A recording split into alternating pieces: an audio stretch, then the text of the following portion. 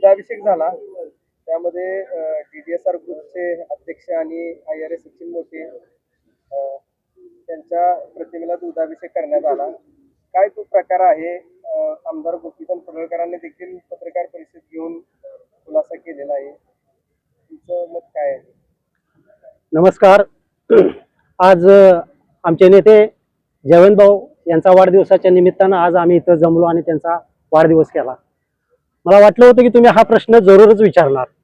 मला असं सांगायचं आहे की काय त्या चोरांच्यावर आपण काय बोलणार. आज आमचं नेतृत्व, आपलं नेतृत्व आमदार गोपीचंद पडळकर साहेब हे भारतीय जनता पार्टीचे उपाध्यक्ष पदावर काम करतात, गोरगरिबांच्या कैवारी आहेत.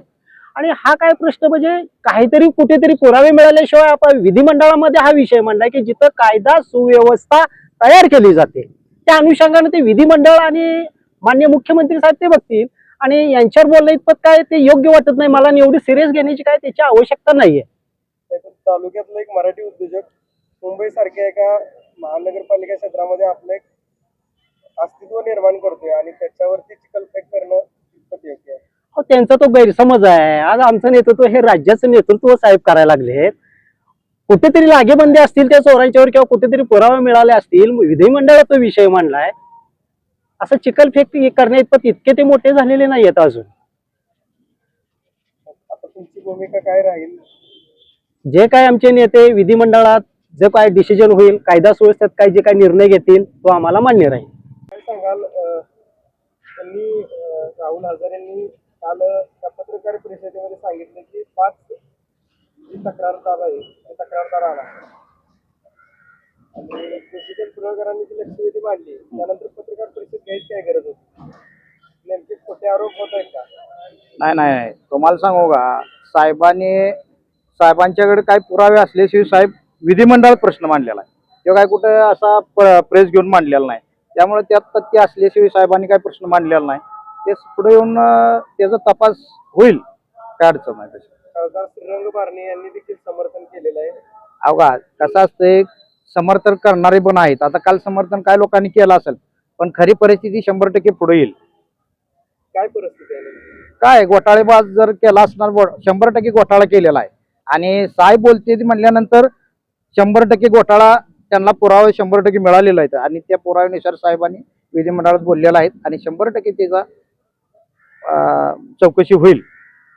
त्यांचं मत असं आहे की एक IRS अधिकारी आहे आणि अधिकाऱ्यावर तुम्हाला सांगू का, IRS अधिकारी झाला पण ते 4 पुस्तकं वाचून अधिकारी होऊ शकतो, पण नेता होऊ शकत नाही. आणि आमचे पडळकर साहेब तळागाळातनं संघर्षातनं लाठी काठी सण करून नेता झालेला आहे. तो काय असा महिन्याभरात कुठे नेता झालेला नाही. आणि कोणीतरी सुपारी घेऊन साहेबांच्यावर टीका करणं हे फार चुकीचं आहे आणि करू नये. राहुल हजारेंच्या उद्योगाशी सचिन मोठेंचा संबंध जोडले कितपत योग्य आहे? नाही, ते योग्य आहे ते साहेब ठरवतील. आता योग्य काय आहे काय नाही ते साहेबांना माहित आहे. आणि साहेबांचा निर्णय हा अंतिम निर्णय असतो. आणि साहेबांच्या सोबत आम्ही सगळी साहेबांचे कार्यकर्ते आम्ही सोबत आहे. आणि जशा तसं उत्तर इथून पुढे द्यायला पण आम्ही सगळेजण तयार आहे. निवडणुकीतला राग जो आहे, राग वेग काय नसतो. साहेब आमचे फार मोठे आहेत. राग वगैरे काय नसतो. महाराष्ट्राचं नेतृत्व करणारा साहेब आहे. गोरगरिबांना न्याय देऊ शकते. गोरगरिबांचा कैवार आहे. गोरगरिबांना न्याय देणारा, विधिमंडळात प्रत्येक सामाजिक घटकांचं प्रश्न उपस्थित करणारा आमचं साहेब आहे. त्यामुळं ते त्यांच्याकडे काही लोक गेले असतील, त्यांनी साहेबांना बोलले असतील, त्यामुळे साहेबांनी प्रश्न उपस्थित केलाय. त्याची चौकशी शासन करणार आहे. आम्ही सत्य असत्य आपण सांगू शकत नाही. ते पुढे निर्णय होईल, चौकशी होईल, त्यातनं निष्पन्न काय होईल ते पुढच्या पुढे. साहेबांनी राहुल हजारे आणि मोठे साहेबांच्यावरती जे आरोप केले त्याबद्दल काय सांगा?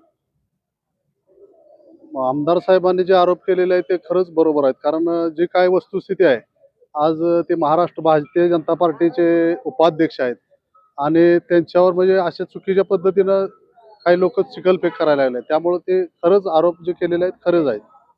काल त्यांचा निषेध नोंदवण्यात आला इथं नगरपंचायतीसमोर. काय सांगाल? जे आरोप केले ते खरे आहेत का? नाही, ते आरोप सर्व खोटे आहेत. कारण आज महाराष्ट्राचे नेतृत्व करणारे आमदार गोपीचंद पडळकर साहेब आहेत आणि त्यांच्यावर कोणी चिल्ल्यापिल्ल्याने आरोप करणं हे चुकीचं आहे.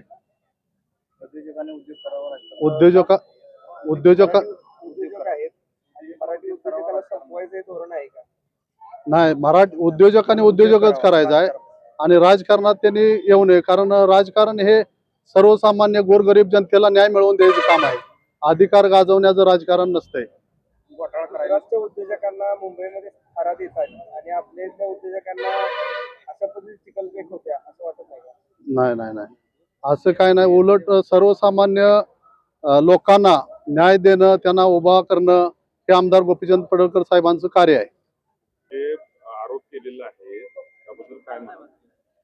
हे बघा, असे आरोप बिनबुडाचे आरोप तर अनेक लुंगेसुंगे करत असतात. ह्याला आम्ही महत्व देत नाही किंवा आमच्या नेत्याची पहिल्यापासून शिकवण आहे. या किरकोळ गोष्टी बोलायला आम्हाला टाइमच नाही.